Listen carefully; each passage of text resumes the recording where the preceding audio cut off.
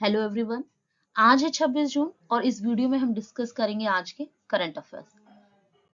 प्रधानमंत्री के द्वारा अपनी अमेरिका यात्रा के दौरान निम्न में से कौन सा सिल्क अमेरिकी राष्ट्रपति को उपहार में दिया?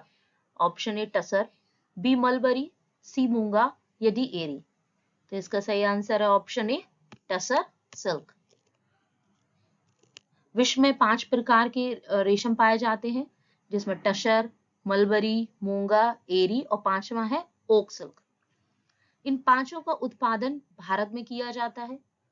रेशम के उत्पादन में भारत विश्व में द्वितीय स्थान पर है और रेशम उत्पादन की प्रक्रिया के लिए जो कीट पाले जाते हैं, रेशम कीट पालन प्रक्रिया, उसको हम सेरीकल्चर कहते हैं। अगला प्रश्न, निम्न में से किस स्थान पर ध्रुव इंटीग्रेटेड सिम्युलेटर कॉम्प्लेक्स का उद्घाटन किया है?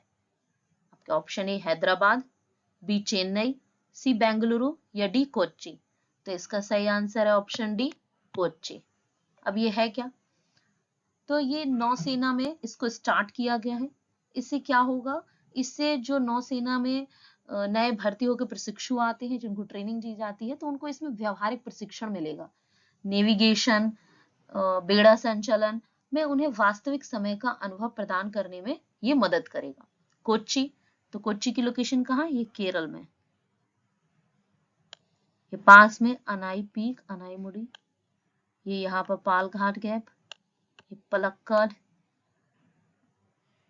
बाकी यहाँ पर ये अरेबियन सी, यहाँ बे ऑफ बंगाल, नीचे इंडियन ओशियन, मालदीव लक्षद्वीप के बीच में 8 डिग्री चैनल, श्रीलंका इंडिया के बीच में ये पाक स्ट्रेट, और ये वेस्टर्न घाट और ये ईस्टर्न घाट, डेक्कन प्लेटू, कर्नाटका प्लेटू। इन सभी की लोकेशन भी आप इसमें देख सकते हैं। अगला प्रश्न, BRICS chamber of commerce and industry के महिला वर्टिकल का अध्यक्ष किसे नियुक्त किया गया है? Option A Ravi Sinha, B Ruby Sinha, C Amit Agarwal या डी नितिन अग्रवाल। तो इसका सही आंसर है option B Ruby Sinha. BRICS chamber of commerce and industry क्या है? ये ब्रिक्स की ही एक ब्रांच है। ब्रिक्स क्या है? ये 5 देशों का समूह है, ब्राजील, रशिया, इंडिया, चीन और साउथ अफ्रीका। इसकी स्थापना कब हुई? 2009 में। और दक्षिण अफ्रीका इसमें कब शामिल हुआ? 2010 में, मतलब अगले ही साल। इसे R5 भी कहा जाता है इस ग्रुप को, क्योंकि इन सभी देशों की जो मुद्रा है वो R से स्टार्ट होती है। वर्तमान में ब्रिक्स का अध्यक्ष कौन है? तो चीन है। इन सभी देशों के द्वारा एक बैंक की स्थापना की गई थी, जिसे पहले ब्रिक्स बैंक कहा जाता था, अब उसे वर्तमान में न्यू डेवलपमेंट बैंक कहा जाता है। स्थापना कब हुई? 2014 में।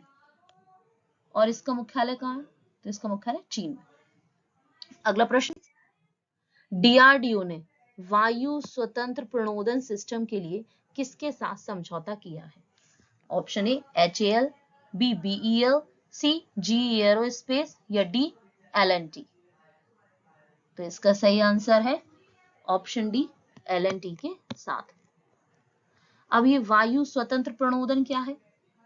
तो ये एक प्रणाली है जिसका यूज कहाँ किया जाएगा? पनडुब्बियों पर किया जाएगा। और इसका उद्देश्य क्या है?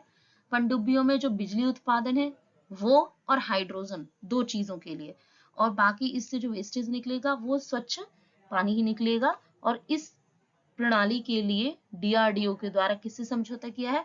L&T के साथ समझौता किया। पनडुब्बियों में जो मेन समस्या आती है वो आती है हाइड्रोजन को संग्रहित करने की, और ये उस समस्या को समाप्त करेगा। अगला प्रश्न, निम्न में से कौन भारत के प्रथम प्रधानमंत्री हैं जिनके द्वारा अमेरिकी संसद के संयुक्त सत्र को संबोधित किया गया? ए मनमोहन सिंह, बी अटल बिहारी वाजपेयी, सी नरेंद्र मोदी या डी HD देवेगौड़ा। तो इसका सही आंसर है ऑप्शन सी नरेंद्र मोदी। अभी हाल ही में ये अमेरिका की यात्रा पर थे। योग दिवस में ये वहां UNO हेडक्वार्टर में शामिल हुए थे। इफ्को ने हाल ही में नैनो तरल यूरिया के निर्यात के लिए किस देश के साथ समझौता किया है? Option A America, B Bangladesh, C Indonesia या डी ब्राजील। तो इसका सही आंसर है option A America. Nano urea क्या है? ये पहला नैनो उर्वरक है जो नैनो टेक्नोलॉजी पर आधारित है। कृषि इनपुट है, मतलब कृषि में इसका यूज किया जाता है। पौधों को नाइट्रोजन प्रदान करता है।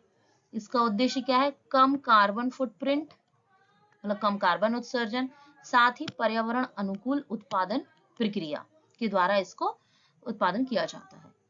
अब इफको क्या है? तो Indian farmers fertilisers cooperative limited, ये एक सहकारी संस्था है जो विश्व का सबसे बड़ा उर्वरक सहकारी संस्था है।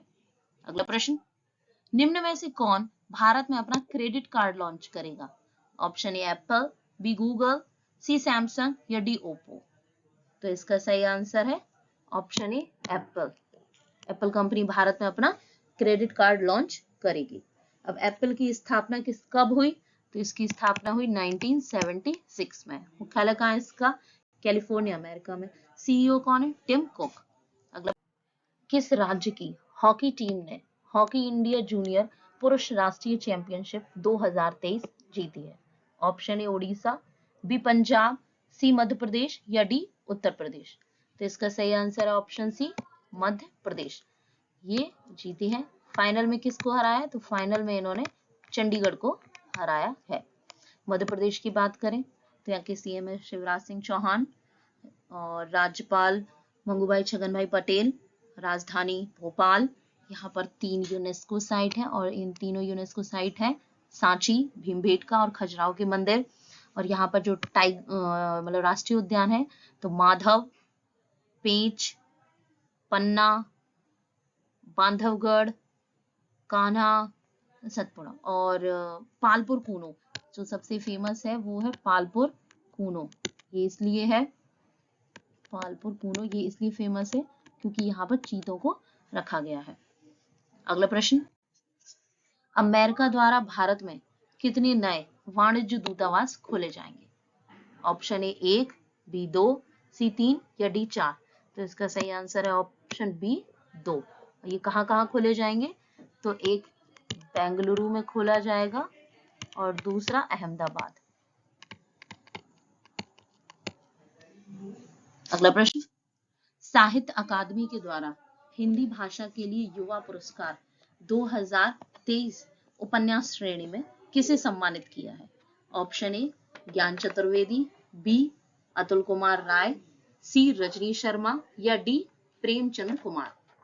तो इसका सही आंसर है ऑप्शन बी अतुल कुमार राय। इन्हें उपन्यास श्रेणी में ये पुरस्कार दिया गया है और इनके द्वारा जो उपन्यास लिखा गया वो कौन सा है? तो इनके द्वारा जो उपन्यास लिखा गया उसका नाम है चांदपुर की चंदा। और बाकी जो इसमें ज्ञान चतुर्वेदी है तो इन्हें व्यास पुरस्कार प्रदान किया गया है। रजनी शर्मा, इन्हें साहित्य अकादमी के ही द्वारा उपन्यास श्रेणी में हिंदी कथा सम्मान प्रदान किया गया। और प्रेमचंद कुमार, इन्हें साहित्य अकादमी के द्वारा कविता की श्रेणी में पुरस्कार प्रदान किया गया है।